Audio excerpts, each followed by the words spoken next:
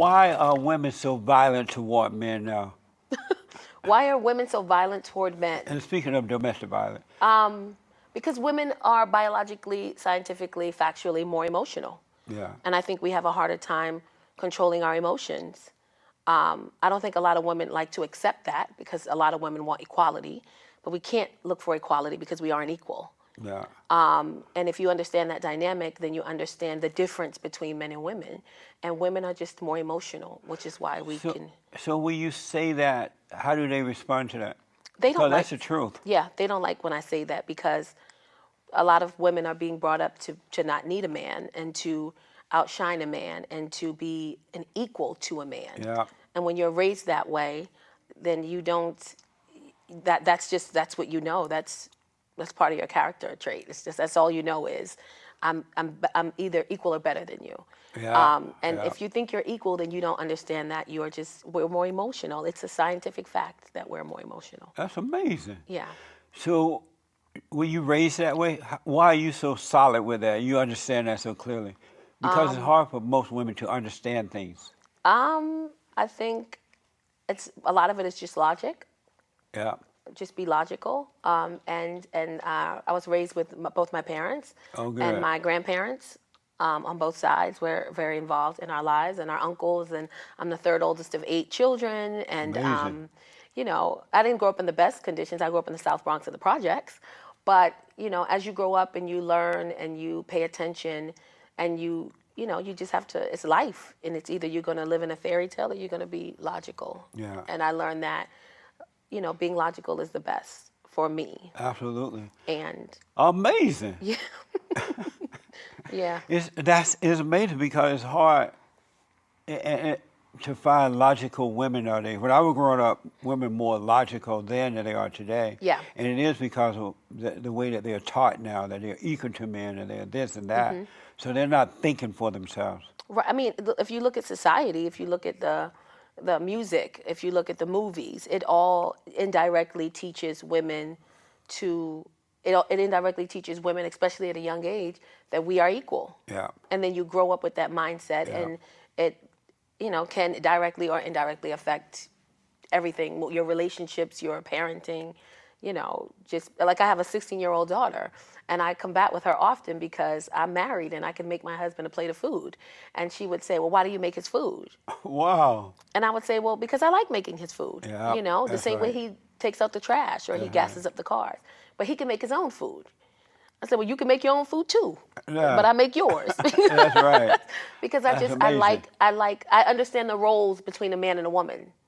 Nowadays, a lot of roles are blurred. Yeah, you absolutely. Know? And if they're blurred, then the relationship is blurred. But my point was getting my 16-year-old daughter to understand this in this world and in this environment has been a challenge because she listens to the music. Yeah. And she goes to the school with the friends and she watches the movies where everybody's like, we're equal and women's rights. And I believe in women's rights. I don't believe in the equal part of it because we can't be equal. But she believes in this. Yeah. And then to come home and watch her mom do something that she doesn't necessarily see, it's just challenging, you know? That's amazing. Yeah. And you are also a motivational speaker. Do you talk about these things when you're speaking, giving your talks and things? I talk about these things, but then I also talk about just growing up and not having. Yeah. And getting from that point to where I am now and understanding that there's still so much more work to do because people just, they don't believe that you can come from nothing. Right. And then when they see you get to where what they believe is success, I like to go back and humble myself and remind them that there's a lot of work that goes into it, but it is possible. Absolutely. So that's where the motivational speaking comes in, and I try to speak life and love into people and just, you know, remind them that anything is possible. You just got to be prepared to work for it. It's not going to just come in your lap. You know, I watched a couple of your comedy movie videos there, and in your movies you curse and you rough and you all over the place but you seem so different here. And I'm a little surprised. So is it just an act? I know it's an act, but how are you able to curse like that and do what you do and be so logical? You have to learn to adapt to certain surroundings. You can't be everything everywhere. I don't know if that makes sense, but it's like who I am at home is not who I am in the street. And I know people would say, you can be yourself anywhere, around everybody, but you can't. And you have to know when to be what and where. So, no, go ahead. So on stage, I'm on stage, I'm performing. Right. I am, and there are times I don't curse, and then there's times I curse a lot, I do church shows, I do weddings, and then there's times I do a show in Compton, and it's a whole different ball game. So it's just one of the parts about being logic and understanding life is learning when to be where. Right. And what to be and when. So I just adapt to where I'm going to be at. So it's not like you are personally changing in these roles. It's just you doing what needs to be done for the role. Yeah. But you're not. You're still you. Mm-hmm. Makes sense. Mm-hmm. That's amazing. So is that your daughter in some of the shows with you? Or is there some other girl playing your daughter? And what shows? Like when you do comedian shows and you act like you're talking to your daughter. Oh, I have 3 kids.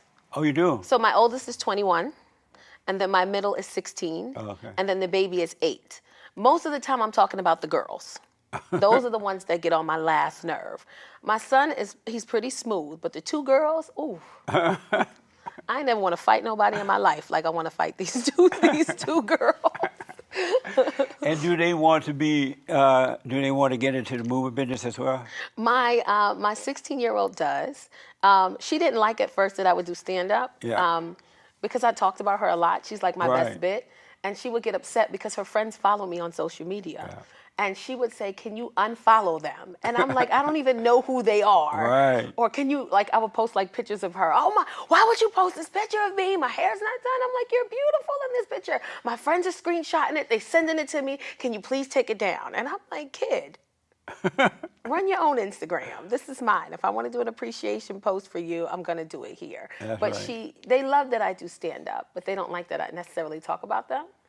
But she definitely, my 16-year-old definitely she wants to get into acting and things like that. And she didn't at first. Yeah. When I was teaching, she loved the fact that I was teaching because it was normal. Yeah. And then when I stopped teaching because comedy picked up, she didn't like the fact that I was doing comedy because I didn't have a 9 to 5. It wasn't regular. I was going on the weekends. I was out at night performing. And she hated it for years. Yeah. And then one day she just said, I don't think I could work a job where I can't do what I want to do and what makes me happy. Nice. And I said, so do you understand what I'm doing? And she said, yes. I said, do you understand why I'm doing it? And she said, yes. And I said, because this makes me happy. It pays the bills. But also, I like going to work. I come home in a better space mentally. Yeah. I'm not angry at something that happened at work. And I enjoy my life. And she's like, well, I want to do that too. Nice. And I said, it doesn't have to be an entertainment. Right. But just find something that you love to do. So that's good. Yeah. So you also call yourself, you're known as the beautiful beast. That's so old. I got that name back in New York because the stigma was beautiful women aren't funny. Pretty women aren't funny. Good-looking women aren't funny. And when I was in New York and I started stand-up, I was amazing. And I was really funny. And I would get booked for shows because I looked okay. I looked pretty. But then when I would perform, the promoters or the producer would go, well, damn, you're funny. I didn't know you would be that funny. Yeah. Or they would say, beautiful women aren't funny, or pretty women can't be funny. We'll book you because you look nice on the flyer, but you're going to go up there and you're not going to do well. And a lot of producers and promoters banked on that to sleep with comedians, female comedians. Like if you do bad, you want to get a drink or two, and before you know it, they're messing with the women. And I would just always go on and give my best and not necessarily care about what the audience wanted or expected. I just gave what I could give, and it always worked. And that's what they started calling me. She's beautiful, but she's also a beast on the stage. But that's very old. I don't know why that's still on my mind. I noticed that you have appeared on Comedy Central, NBC, BET, and others. Do they know that before they book you that you're so logical? Because normally black people don't like logical people. I think what they booked me for is stand-up. Right.